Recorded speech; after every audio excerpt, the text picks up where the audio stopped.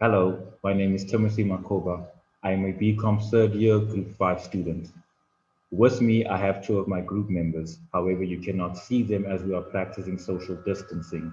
However, when it is their turn to present their segment, they will come into camera view. Our group decided to do a SWOT analysis of Unilever, and I shall be handling Unilever strengths.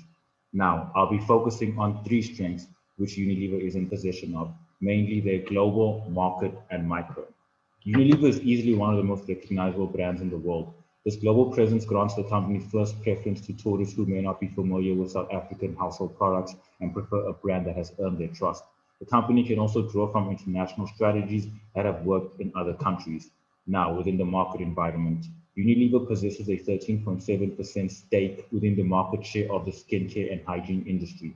That is a 7.5% gap it leaves its closest competitor. It's safe to say that Unilever completely dominates in the market it operates. What do consumers in South Africa actually think about some of Unilever SA's products? Well, in 2018, GQ ran a poll amongst their readers in order to gauge public perception of what they consider the best bar of soap. The list came out as follows. Dove Men ranked first place, Sicily second, Cetaphil third, and Tobacco fourth. According to the official Amazon website, within the top 10 highest selling lotion products in South Africa, Unilever SA products have 3 out of the 10 positions. Dawn took second place, Even and Lovely fifth, Dove Skincare Lotion sixth, and that is a control of approximately 30% of the overall skincare section on Amazon. Let me remind you that Amazon is the second biggest online store in South Africa. What do SA's biggest personal care stores reflect? While Clicks pretty much reflects the same thing as Amazon, however, Unilever hosts 8 out of the 10 positions, which is an 80% of Clicks' online sales within the beauty and skincare market.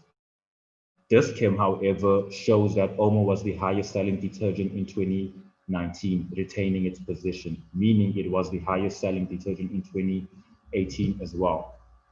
When it comes to Unilever suppliers, given that Unilever is an international company, it boasts suppliers from across the globe. There are more than 100 suppliers of Unilever South Africa that are incongruent to Unilever's mission statement to produce sustainable living practices.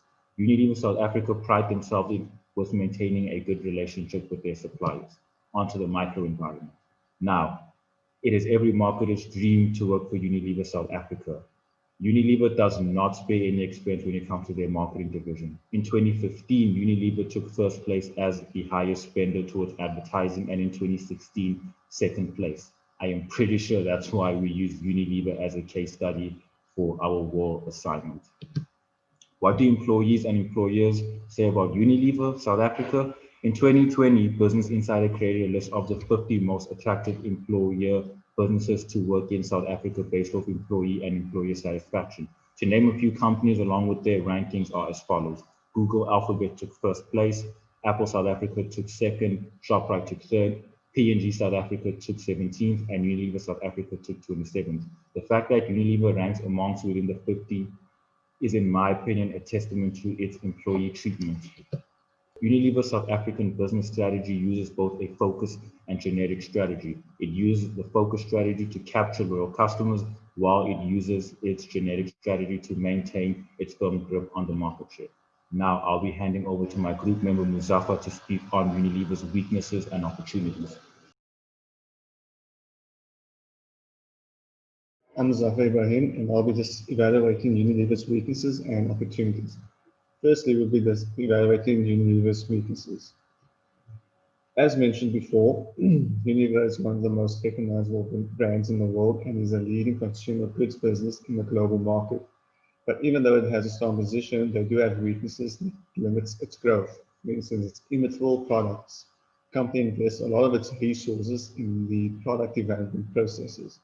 Other companies can imitate their products, such as Dove and Rexona products. Unilever also has a limited business diversification because it has many limited businesses outside the consumer goods industry. The company also depends a lot on its retailers. Unilever also experiences a lot of competition, such as PepsiCo, which is a large food and beverage company with a net worth over $64 billion, and has a product portfolio of 22 brands throughout 200 countries. This leverage is also quite huge in South Africa and is the largest food company. It made $247 billion in 2015. Next, we have Unilever's opportunities. Such opportunities is that it is environmental conscious and can provide customers with environmental, eco-friendly products. Unilever expressed success in the emerging market business, which grew 5.3%, with a turnover increase of 2%. Free cash flow increased from 0.7 billion to 6.1 billion, with the underlying earnings per share of an increase of 8.1%. With all these facts and figures and information, it's possible and opportunity for Unilever to emerge into new markets such as Russia and Iran, Iraq, and Afghanistan. Unilever is able to provide for health-conscious consumers. Due to the current pandemic, consumers have become extremely health-conscious, and Unilever can benefit from this by selling their existing health-conscious products to these particular type of target markets and build and design unique health-conscious products.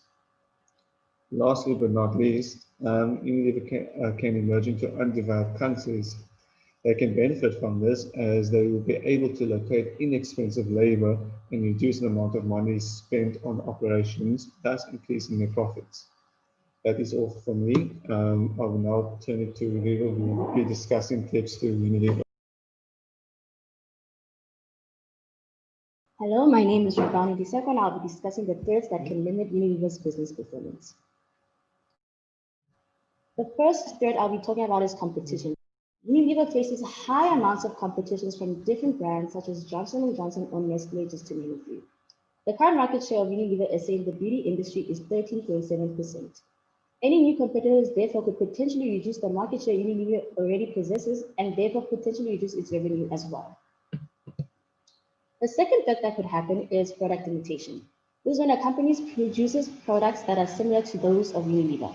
This is a problem because Unilever normally invests millions into brand innovation and the marketing of a new product, while other organizations can just simply copy them. Another threat that I would like to highlight is private label brands from retailers. Many retailers nowadays are deciding to create their own brands. These brands are typically known as store brands or generic brands. This is a threat to Unilever because Unilever is highly dependent on retailers to sell their products as well. This also increases the competition that Unilever already faces. The last threat I will be discussing is economic decline. This threat affects all organizations, including Unilever. A recession, for example, would force Unilever to close productions or make redundancies. Thank you. All right, and that was our group's presentation. Our group decided to take a more practical approach in order to realistically show Unilever's strengths, weaknesses, opportunities, and threats, as we do believe that theory is very given, and that is something you can easily find in any academic transcript. We hope you enjoyed our presentation. If you have any questions, please feel free to put them in the comment section, and we shall do our best to get back to you as soon as we can. Have an amazing day, take care, and we look forward to hearing from you. Goodbye.